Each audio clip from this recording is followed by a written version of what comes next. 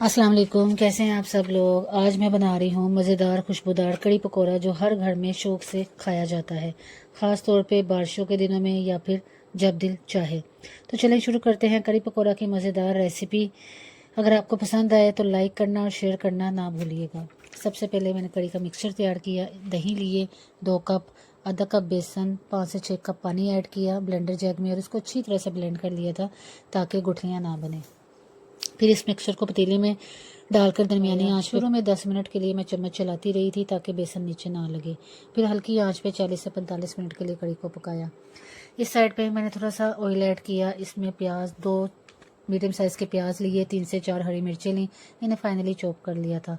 हल्का सुनहरी ब्राउन होने पे 1 टीस्पून लहसुन का ऐड किया। लहसुन को ज़्यादा सोटे नहीं करना, लहसुन जल ना जाए। उसके बाद तमाम स्पाइसेस ऐड किए, नमक, सुरख मिर्च पाउडर, कश्मीरी लाल मिर्च पाउडर, ज़ीरा, धनिया पाउडर और 2 टमाटरों का पेस्ट इसको इस बैटर में मिक्स कड़ी वाले बैटर में ऐड कर दिया था। फिर इस साइड पे मैंने पकोड़ों का मिक्सचर, पकोड़ों के लिए बैटर बना रही थी। पकोड़ों के लिए जब बैटर तैयार करना है तो इसकी मैं आपको एक ज़बरदस्त टिप ये दूंगी कि जब आप पकोड़ों का बैटर तैयार करें तो पकोड़ों का बैटर ना ज़्यादा गर्म हो, ना ज़्यादा गाढ़ा हो, ना ज़्यादा पतला हो।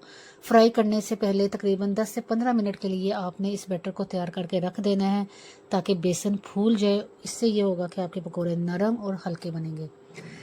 1 कप बेसन लिया था, इसमें तमाम स्पाइसेस ऐड किए थे। उसके बाद प्याज और आलू काट के डाल दिए थे और इसके बाद इसके बैटर को मैंने 10 से 15 मिनट के लिए रख दिया था। और यहाँ पे थोड़ा सा जो है वो मैंने कॉर्नफ्लोर ऐड किया था। इससे ये होता है जो बेसन है ना वो बहुत क्रिस्पी बनते हैं।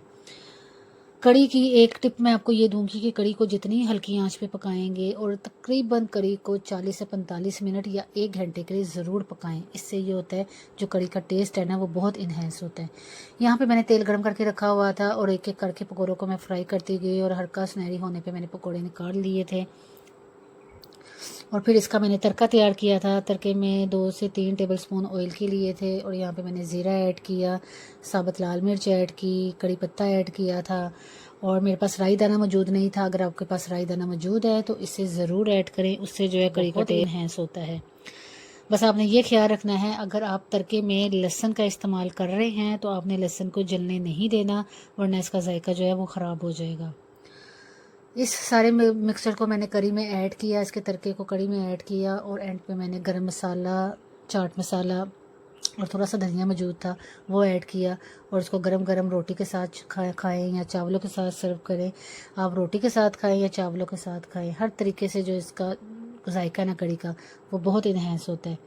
सबसे इम्पोर्टेंट बात यह है कि अगर आपकी कड़ी पतली रह जाए या पतली हो जाए तो आपने 1 चम्मच बेसन को पानी में घोल कर शामिल करना है और 5 से 7 मिनट के लिए पका लेना है।